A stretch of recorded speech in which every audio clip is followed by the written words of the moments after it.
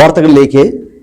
Auto taxi workers union CITU ജില്ലാ കമ്മിറ്റിയുടെ നേതൃത്വത്തിൽ നാളെ കട്ടപ്പന ഹെഡ് പോസ്റ്റ് ഓഫീസിന് മുമ്പിലേക്ക് മാർച്ച് നടത്തും.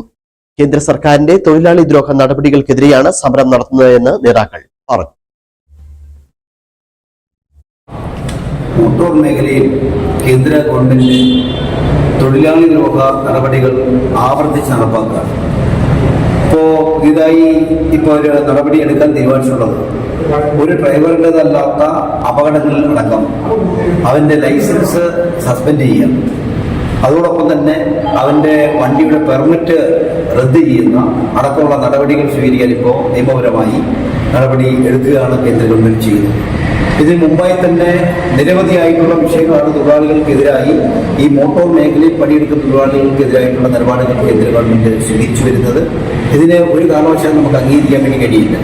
അങ്ങനെയൊക്കെ ഒരു നിയമ നടപടികളിലൂടെ ഒരു മോട്ടോർ രംഗത്ത് പണിയെടുക്കുന്നവരോ അല്ലാതെയോ വാഹനം ഓടിക്കുന്ന ആളുകൾക്കെതിരെ ഇത്തരത്തിലുള്ള നടപടികൾ സ്വീകരിച്ചാൽ വാഹനവുമായി അവന് തെരുവിലിറങ്ങാൻ കഴിയില്ലാത്ത രൂപത്തിലേക്കുള്ള സമീപനമാണ് കേന്ദ്ര ഗവൺമെന്റ് എടുക്കുന്നത്.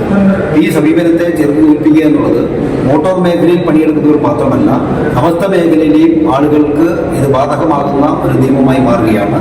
അതുകൊണ്ട് ഈ നിയമത്തെ ഏത് വില കൊടുത്തും നമുക്ക് ചെറുത്ത് തോൽപ്പിക്കുക എന്നുള്ള നിലപാടാണ് സ്വീകരിച്ചിട്ടുള്ളത്.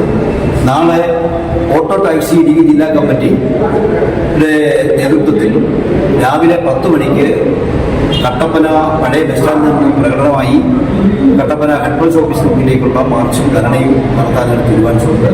ധരണ CITUവിന്റെ ജില്ലാ കമ്മിറ്റിയുടെ സെക്രട്ടറി സഖാവ് KS മോഹൻ ഉദ്ഘാടനം ചെയ്യും.